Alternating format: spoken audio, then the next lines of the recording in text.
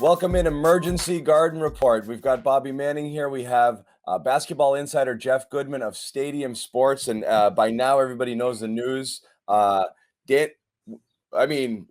I haven't even finished my coffee yet. Wow. We talked about change last night on the post-game Garden Report. If it's going to happen, it's going to happen fast. You don't wait on these things. You make them within a day or two. They didn't even wait 12 hours. And it sounds like, Jeff, this is something that's been in the works for months, apparently. Danny Ainge stepping down as president. Okay, that's the first domino. And everyone's like, oh, okay, go get. Who are they going to get? Who are they going to get? Before you can even start turning the wheels of speculation, boom, your colleague Shams comes in. Brad Stevens is going to be the head of basketball ops. So there's a lot to unpack here. And how they even got here, I think, is still going to be something we're going to find out, as time goes on. Did Danny get pushed out? Is Brad a guy they wanted in this role all along? Is this just a Band-Aid because they wanted continuity and they realized they couldn't continue on with what they wanted? Is this a long-term gig for Brad? Is this a Brad's goal in life? I have no idea. It seems so counter to everything we know about him as a coach and a leader of men and a guy who loves the X's and O's. But Jeff, you know him as well, if not better than anybody on the beat here. What's your initial thought of this move for the Celtics and for Brad? Well, as I said a month ago, a change had to be made. And I think it was either coach or a major player. Massive player. Yeah, not Marcus Smart. It had to be a major player and a shakeup or coach. And it's a whole lot easier to do it with a coach. And I think, the Danny part was always in play here. You heard it, honestly, since maybe they came out of the bubble last year, that he may end up going to Utah and having some, back home to Utah and having some sort of role with the Jazz. I still think that's possible down the road, whether it's, as a consultant, whether it's in a minority ownership, whatever it is. I think he'll stay in basketball to some degree. Obviously not working 24/7 like he's been doing. He's 62 years old. I think, again, he's probably at a point with the recent health scares that it makes sense. And we don't know if it was something where it was kind of a, hey, from Wick, we want you to do this. We don't want you anymore. If it was Danny saying, you know what, I don't really want to do it anymore at this level. So that was the easy part of it, I think. The part that has a lot of people kind of shaking their heads today was the Brad going to take Danny's role.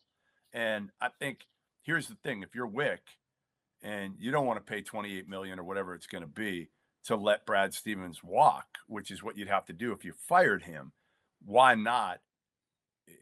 If again, you want to make sure you don't throw money away. Yeah. All right, we'll throw Brad in this role. And the other part is, guys, if some other team comes after him in a month or a couple weeks, the Pacers, somebody else, that it's a really good job, head coaching job, Brad can take that. And then they don't have to pay him. Then they won't have to pay him. So, Brad, there's multiple levels. You're saying even now that he's accepted the job to run the basketball ops, why can't he? Why couldn't he? It's possible a team says, hey, Brad, you want to coach us? And he says, Danny, is it cool if I go? How can that work? How can that work if you're starting your offseason? Yeah, like if you're starting an offseason here. I think he's all in today. I think he's all in. All I'm saying is, guys, listen, it wouldn't shock me if some team goes after Brad Stevens in 2 weeks. Now, with him taking this job in this position, maybe they wait a year before they do so. I do not see Brad Stevens long-term in this role. I see it as a short-term fix because Wick didn't want to be on the hook for almost $30 million. So here he can move Brad into this role. He's already paying him $7 million. Danny's probably making in that vicinity. And now you got to hire a coach. What scares me is who's going to be the next coach now. Well, and let's get into that in a minute, but I still want to, the biggest thing is the thing you mentioned. I want Bobby's take too, because if the Celtics had realized all along whether it's a job performance issue or Danny's just not a man for this time or this team for whatever reason, and they needed a new voice and a new direction, or whoever the people who presided over the 2019 debacle can't be the ones who are going to pull us out of this mess now.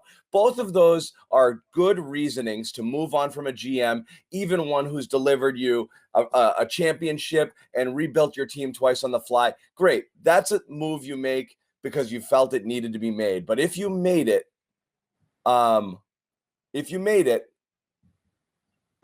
just because Danny was fried and you didn't want to, pay a new guy and you already extended Brad, so let's just try this now and see what happens. That's not very encouraging. See, that makes me think that's what worries me.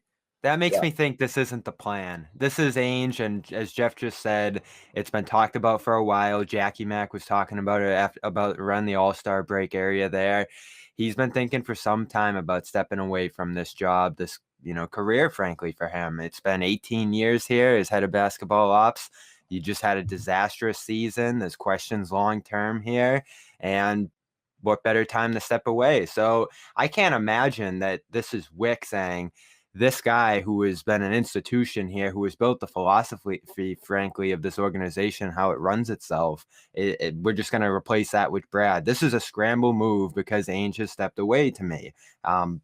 Now, hopefully Stevens is in it for the long haul here because, Jeff, if he's just going to pick a coach right now, run this off season through, and then after next season walk away from it, like, you don't have time to build relationships. You don't have time to set up this team's long-term future. If you're going to be the president of the Boston Celtics, you have to be in it here for the long haul. This can't just be like a one-year thing to me. The other thing I'd say, Bobby, to that is Brad is a family man, and was he burnt out enough that he says to himself, hey, let me recharge it a little bit? It's obviously at a different level if you're the president of basketball operations. Yes, you have to travel, you have to go out, but it's not the same. The grind isn't the same. You can pick your spots. So maybe this is him, a combination of Wick saying, hey, why don't we try this? Let's see if you like it. Let's see if it works. Let's see if you're good at it. Listen, the one thing I'll say about Brad Stevens is the dude is as smart as any dude I've ever been around. I mean, he is so smart. It just didn't work with this group. They were done with him. It didn't work. It just didn't work with this group. Hi, guys. Cedric Maxwell here. I want to take a minute to tell you about Marigold Medical. I'm used to keeping my body in great shape, but with arthritis, even the most simple everyday tasks became unbearable. As soon as I called Marigold Medical, I knew I was in good hands. No drugs, no surgery, just an experienced team of caring professionals that wanted to get me back to doing the things I love. Make the call to Marigold Medical and get back to pain-free life.